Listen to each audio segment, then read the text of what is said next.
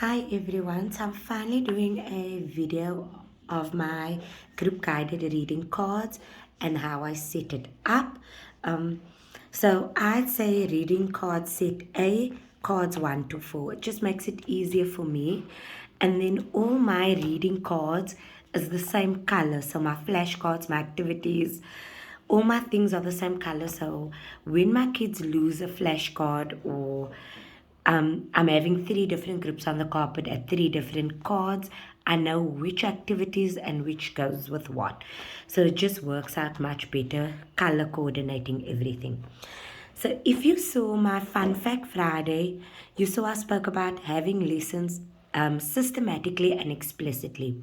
So I designed my whole guided reading program to work systematically and explicitly, like the science of reading requires. When I'm talking about explicitly, it's how I teach it. I'm teaching it in a clear, with no confusion, so my children understand it. So I'm making it clear. And if I'm talking about the systematic approach, in the order that we're following, so card 1 till 4, and then going to card set B 1 till 4, and that is the system I'm using, which the department required. So let's jump in. So I made a lesson plan for each lesson, and because there's four cards, I have four activities, but it could go over more than once if my children have not mastered that lesson. So I do have four lessons. So I wrote it out on a lesson plan, a detailed lesson plan, and then so it doesn't necessarily have to run according to the days, but it do run according to lesson plan. So that is my lesson plan. Then I have a warm up. I start my group guided reading with a warm up. Then I teach them a skill. So let's quickly look at the warm up. So I do a warm up. Then I do, I could flash my sounds, a fluency, a sound fluency, roll a sound or find a sound. And then I do phonemic awareness, how important that is. So each lesson contains a sound drill and a phonemic awareness. Then I teach a skill. So I might not teach all the skills, and I have more skills that I teach as my cards become more advanced.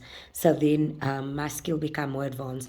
My sound drills and my phonemic activities more or less stay the same. It does change with this, with the new sounds like having our long vowels or things like that. Then it does change, but the basic concept stays the same. So the sound drills will stay the same, but the sounds will change. Meeting the characters, I only do in this set because this is the first set. So I introduce the characters. Then I do blending words. So this I'll do again.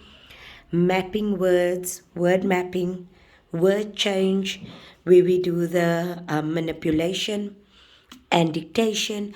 And then I also have tricky words, a tricky word finder, word framing, and there's another one I have 9 different things, skills I teach my children to build on vocabulary and comprehension, as well as blending and sounding. Then we do practice. Our practice is actually reading the cards that is given to us. However, I made a decodable pre-reading card. So the reason why I made a pre-reading card was because for my learners that cannot yet go to card 1, I made a pre-reading card where we go over the sounds and the words. So in my lesson plan, when I started, so I'm using this for the last 2 weeks. Now my top group is at set C, my middle group is at set B, and I have 4 groups. My other 2 is at set A. So that is how I move them. And then you'll see here they can either read the first reading card or they're reading the pre-reader. So for my weaker learners, my learners still busy blending, still busy working on that. We work on this card and it works wonderful. You'll see all my cards if you look. There's my cards. I have 12 sets, but I only have 10 in a group. My weaker learners, I think, are 8 or 7 in a group. But I made 12 sets of everything just to have it just in case for when years go on.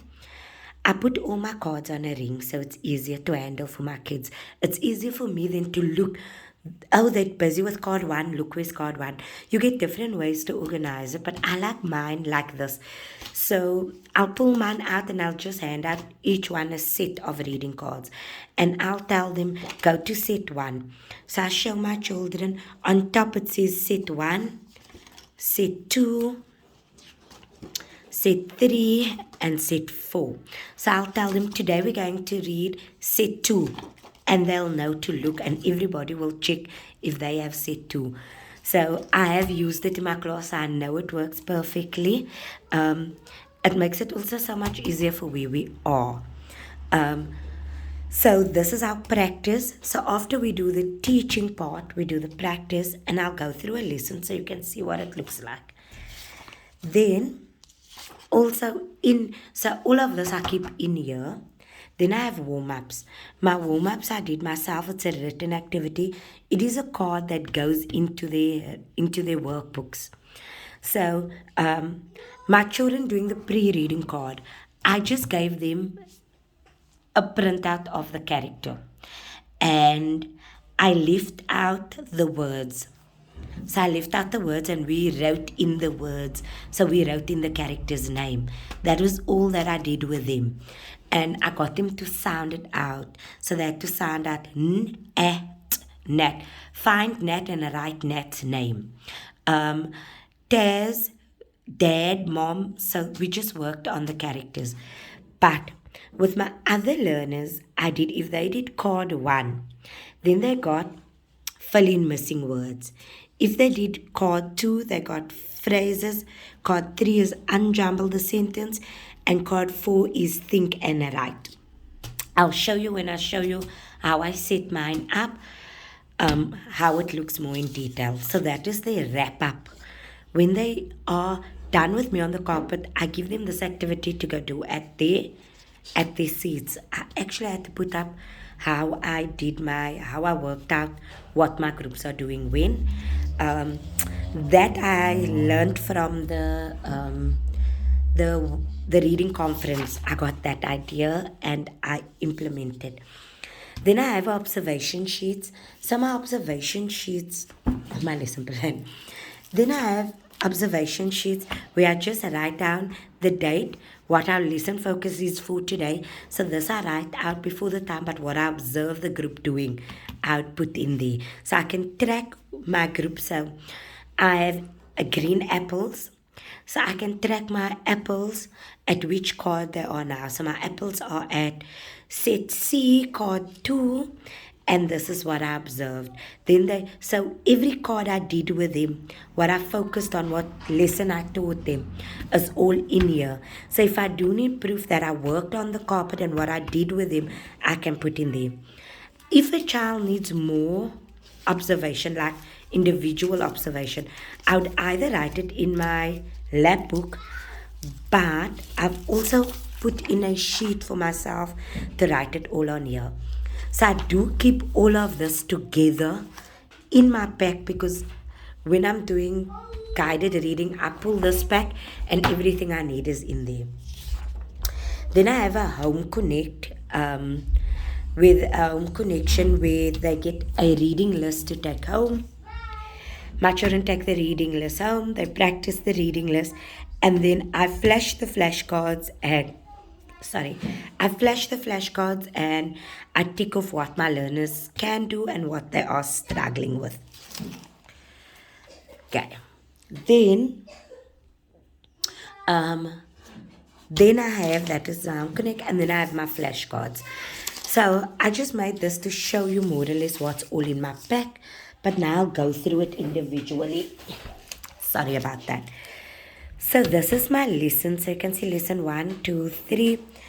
My lesson 1, I do a sound drill. Okay. So I packed my things out into four packets. So everything I'm going to need when teaching that reading card is in here, and then my reading card. So this is, sorry, it's a bit much, but this is what is in my pack. So in this pack, I have all of these things together. So I have everything together, and you can see everything is red, and my reading cards is red. So on day one or lesson one, I will flash the flashcard. So this is my sound drill. So my sound drill is flash the sound cards, say it as a group, and show the action for each sound. So my learners, I would flash, they would say the sound and show me the action. And we're checking that the mouth articulation is right and the way they're pronouncing the sound is right. So I'll do this 1, 2, or 3 times. So that's about 2 minutes. And then I do phonemic awareness, which is another 2 minutes. My phonemic awareness, I give it in detail. I tell boys and girls, I am going to give you a word. I'd like you to help me stretch out the word. And then tell me what is the first sound you hear in the word. Let's tap it out. And then we'll go pan. Then we'll stretch it out. P, A, N. Let's tap it out. P, A, N. What is the first sound you hear? The first sound we hear is the P. So that is how I do it. And I put in a few words for me so that I know. The words that I'm using for us to stretch out is the words that we're going to be using in the reading cards. So they'll get exposure to the words already. Then we do my teaching for this lesson, would be teaching the characters. So I teach everybody the characters. We go through the characters, we discuss the characters, what do they look like. But I start with, today's story is about these fun characters. What are characters? Who knows what is a character? And we go over what is a character, what are characters. And then we discuss the characters and I ask, who is your favorite character and why? So we give more detail and I give like a backstory. This is the sister, this is the brother. Who do you think is older? They have a cat. Who do you think the cat belonged to? And things like that. So we discuss that. And then we do a word framing. So with my weaker learners, I'll do a word framing like this. So I'll ask them on my pre-cards, I'll give them a pre-card and I'll ask them, find the word for me, tin. Listen to the first sound, tin. Find the word tin. And they'll have to find the word tin. With my stronger learners, the rest of my learners, I'll give them card 1 and I'll ask them to find pot. Hear the first sound and we find pot. So then that is what we're doing. So we're word framing it. We're trying to find the words before we read. And if there's a word like pets, maybe they don't understand what pets is. We'll discuss what it is to pet something. So then I do that. That is the lesson I'm teaching them. So I teach them meet the characters and word framing. Then it comes to practice. Now each child has a reading card.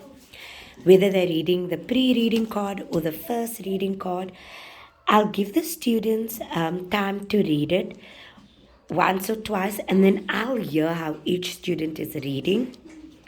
And then my wrap up. So you'll see again here. So there's my activities. And then my wrap up would either be the characters or it would be filling in the missing word. And this they're going to go and do at their table. So they're doing that in their workbooks. So that is lesson 1. Everything is in this pack and it goes in there. Lesson 2 is basically the same. So lesson 2 we have sound fluency and we tap out the sounds all together.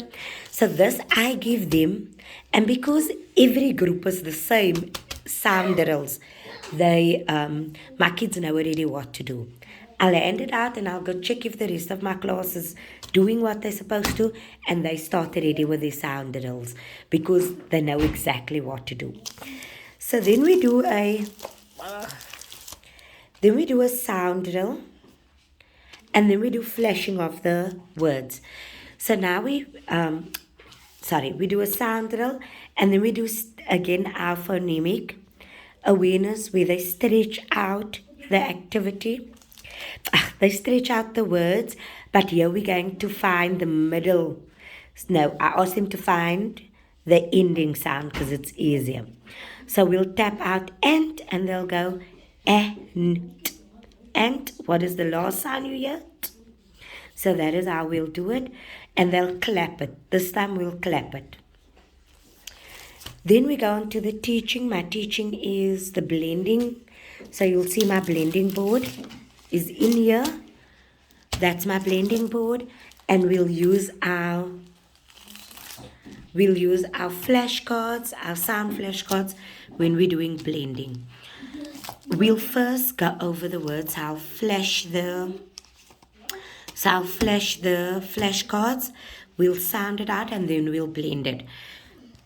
So I'll ask them to blend top and we'll blend out top. And then we got a little car that we ride for that. So my kids this is all my stuff, but my kids has a guided reading toolkit that I've been using for the last 10 years, but I have updated it now during the holidays, and I'm going to update it again to add in a few new things. But each one has a blending word strip in there. I have one laying here on my table. Each one have a blending strip, a blending word strip in the guided reading kits. Then, once they are done with the teaching, then they'll do reading. If it's my weaker group, if they can master this, I'll now move them to card 1. If it's my middle group, they'll probably go to card 2. And then we also do the comprehension part. We do the comprehension part. So they'll read independently and then they do the comprehension part. So you can see this takes about 5 to 10 minutes to do. The reading, independent reading, and then the comprehension questions. And then we our wrap up is again filling in the phrases. And everything is kept in that booklet. Then we go to lesson 3. Lesson 3, we'll do roller sounds. So in their kits, each one has a dice in their kit that we're going to be using. They'll roll their dice and they'll say the sound their dice landed on. And then we'll do a phonemic awareness drill. And then we do our word mapping. Again, using the sound flashcards, we are going to do the sound drills. And then they are practicing again the independent reading and the comprehension questions. And then we wrap up with the unjumbled sentence. So see, I have everything already copied and sorted in. What we also do, you could see here, if I have more time left, or I decide not to do the word mapping, I could do the tricky words.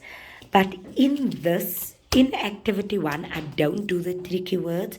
I do the tricky words in activity 2, 3, and 4, because then we have more tricky words. I do flash the tricky words, and you can see my tricky words, I have hearts on them, and I have a heart that I show my kids that they can put by their heart. And then this, my kids do when we have tricky words to do. So that is my tricky word board, but everything is together. Lesson 4 is again a sound drill, and we do sound finder. I'll call out the sound and they need to find it. And then we again do a phonemic isolation where we stretch it out and they have to tell me what sound they hear in the middle, what sound they hear at the end, and things like that.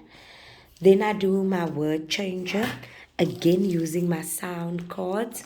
I do my word changer, and they have a word changing mat in their box. So I have some laying over here. So this is the sounds we got from Jollyphonics. So this is my sound cards that are in my children's toolkit. So they'll take it out and I'll tell them we work with what sounds we are working with. They'll take out that group and they'll do their word change on their board, while I'll do mine on my board. Then we go over to the practice where we read the card, we do the comprehension. And then we wrap it up and we wrap it up with the think and write. Think about the text, draw a picture from the text and complete the sentence, the and. So that is based on your last card. So your last card says, and spins a pot.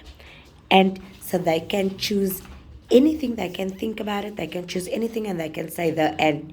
They could say the ant spins a pot, the ant sips in a tin. So it's all up to them, but they get to write their sentence. So they think about their sentence and they do that. That is their wrap up. Before I conclude this reading cards, I'll do conference with my small groups. I'll see who's still struggling, because if they are still struggling, I won't put them over to the next. So I'll do like a reading record, where I take all of these words and I made my own reading piece and I tick it off, as well as I flash the cards and see if they know all the sounds and they know all the words in their homework sheet. So then I do a small assessment and I make notes on here for me, just to keep record of which group did what and how they did when using this activity. Or like if I find a mistake on the activities of that, I'll write it in here so that I know I need to change it or what I need to do. But I know it was a long video, but that is how I store my things and that is how I keep it. So everything is together. All my copies are made already in here. So you can see we used it already, and that's why I have my copies and my things sorted. My flashcards, my set B, which is blue, I think is also here, if you'd like to have a look at that. But I hope this gave you, it is quite a bit. It took me a week to make this. It took me a week to print and laminate, and to get everything sorted. But now I'm sorted. So next year when it comes to using this, I have it stored and I'll show you how I store it in my reading file, in my guided reading file, and how my guided reading boxes look, how I set up that. But this is basically what I have all set up. I know it was a long video, sorry, but I hope it gives you a better idea and a few tips that you can use in your classroom. I made it so clear, so explicitly, so it's clear. My kids know exactly what to do. And because they're used to this, and believe me, I'm using it in my class, I know what I'm talking about. Because they did set A like this. So set B was easier and set 3 was easier because they knew the routine. They knew we had a warm-up, they knew I'd teach them a skill, then we practice to read, and then they go do a wrap-up in their books. So that the system, it flows just like that. I look at skills like the sounds and the phonemic awareness. I'm strengthening that. I'm teaching them a skill to build fluency and comprehension.